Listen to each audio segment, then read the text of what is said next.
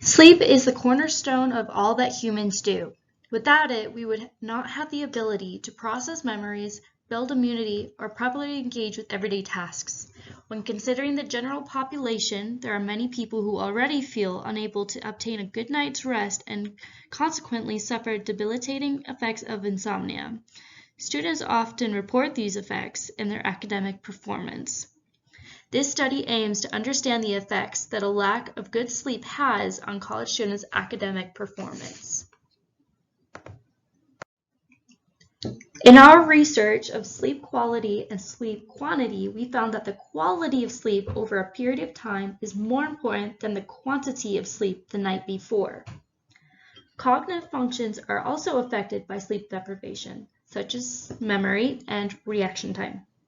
While studying both animals and humans, there is sufficient evidence to prove that there is a positive relationship between sleep and negative memory consolidation. Sleep deprivation impacts our reaction time by increasing the amount of time it takes us to complete a task. Physical reaction time to stimulus and answering questions to a questionnaire was studied and found to have a positive correlation in several studies. Several institutions have recorded the amount of sleep students get and have compared these results to grades and GPA. These studies found a positive correlation between the quantity of sleep to academic success. Before we began our study, we hypothesized that the quantity and quality of sleep will be significantly correlated with the grade point average of college students. We predicted that the students that have a regular sleep schedule that gives them quality sleep will have a strong positive correlation with their grade point average.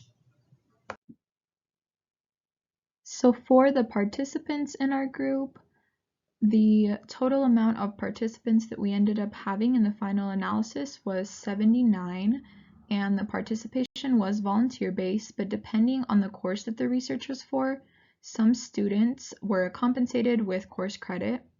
And the mean age of our participants was 25 years old with a standard deviation of about 8.86 years.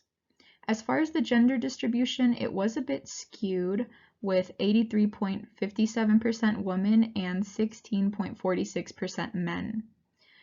And for the ethnic distribution, we had almost 65% white, and we had about 23% Hispanic, and then 12.65% of all other ethnicities. So for the materials that we used to gather information on our variables, we used the Pittsburgh Quality Sleep Index, also known as the PSQI, and we used GPA for academic performance. The Pittsburgh Quality Sleep Index is a series of Likert type questions that we would assign scores to that were qualified according to 7 separate components of sleep quality, as well as an overall sleep quality score. Higher scoring in this represented increased difficulty. And as far as the academic performance, we used the variable of GPA and did not do any further interpretation of the variable, just to simplify the overall interpretation of the results. So as far as the procedure goes, our survey was administered via SONA, and it was part of a larger overall study that was being done for all of research methods.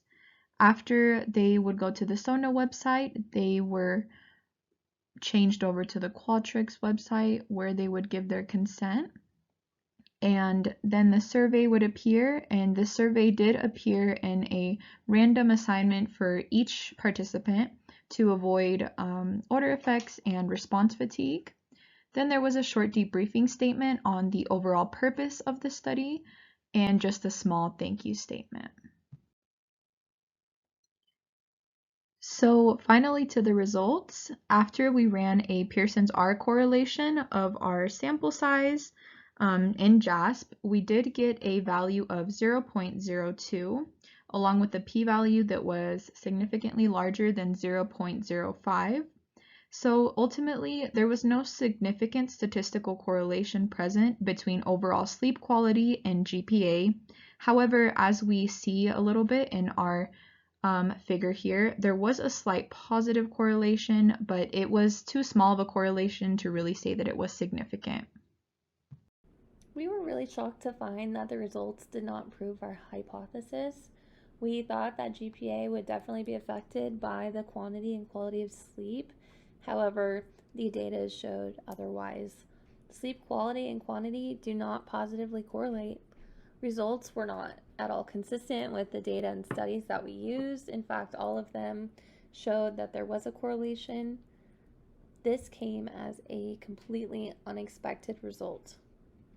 So why did we get these results? We believe that we got these results mostly because our student demographic, everyone who took this was on a volunteer basis, which is going to be your overachievers and your high-performing students. It doesn't really represent Idaho State University as a whole.